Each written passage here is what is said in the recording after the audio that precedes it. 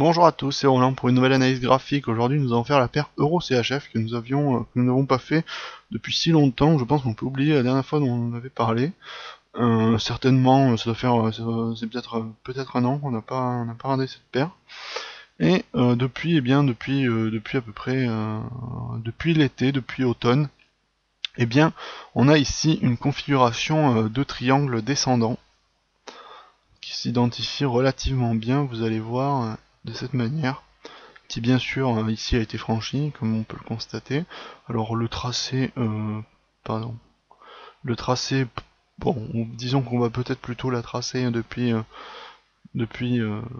voilà, depuis juin. On voit très bien la configuration du tracé ici en triangle descendant, avec une fracture le 17 décembre, donc la semaine d'avant a priori, et une reprise haussière très forte le 18 et le 19, et une sorte de ralentissement en fin de semaine, le 20, donc vendredi dernier, puisqu'on est dimanche.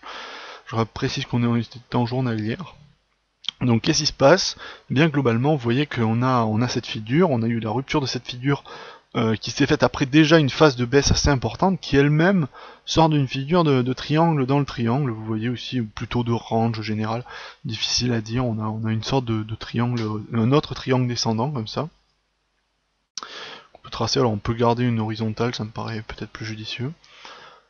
Donc, qu'est-ce que ça annonce? Déjà, les objectifs de la première figure, la fin de la figure intérieure, ils ont été réalisés. Donc, ça veut dire qu'ils supposaient qu'on allait casser le triangle, mais ils sont réalisés. On va pas faire une analyse basée là-dessus, seulement on va s'en servir de manière descriptive pour étudier le reste.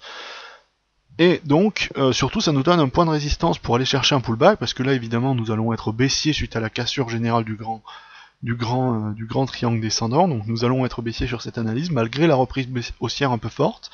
Ça suppose aussi une petite, disons, j'irais une petite attention, ne pas se presser sur la paire non plus, plutôt attendre. Je pense qu'il faut attendre une bougie vraiment de confirmation baissière, quelque chose qui vienne avaler, qui montre le retournement baissier, et pas s'affoler sur le mouvement actuel et à prendre position trop tôt. Donc je pense qu'il vaut mieux un petit peu attendre avant de shorter, mais je suis baissier sur la paire.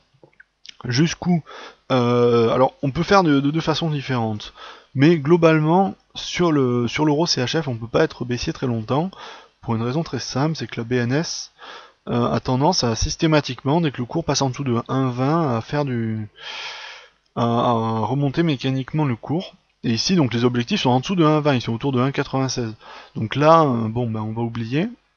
Donc on voit, on le voit ici très clairement, vous voyez, c'était en 2012, je sais plus, c'est autour de septembre. Là, il y a eu un gros coup de la BNS qui a remonté le cours, et effectivement, il y a systématiquement, mécaniquement, la banque suisse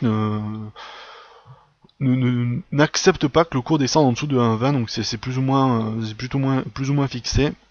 Donc il faut pas s'attendre à ce que on ait des objectifs en dessous. Donc je pense qu'il faut mieux même garder de la marge au cas où ils aient l'idée de faire ça un peu avant même 1,20. Donc je pense que si on est baissier, je pense qu'il faut l'être jusqu'à 1,20, 0,5, 0,6 maximum, pas plus. Alors on peut 1,21, on peut aller 1,21 si on est vraiment très prudent, mais je pense que on peut aller jusqu'à 1,20, 0,5. En tout cas, il faut pas espérer descendre en dessous de 1,20, parce que la politique depuis 2012 maintenant, c'est le cours ne descend pas en dessous, donc c'est pas la peine, il va pas se passer quelque chose sur les marchés, c'est la BNS qui décide. Donc là, il n'y a rien à anticiper au-delà de ça. Si ça arrive, il y a une grande chance qu'ils s'y remettent. De toute façon, même s'il y avait une accélération baissière forte, ils ne laisseraient pas le cours s'effondrer en dessous de 1,20, ça m'étonnerait.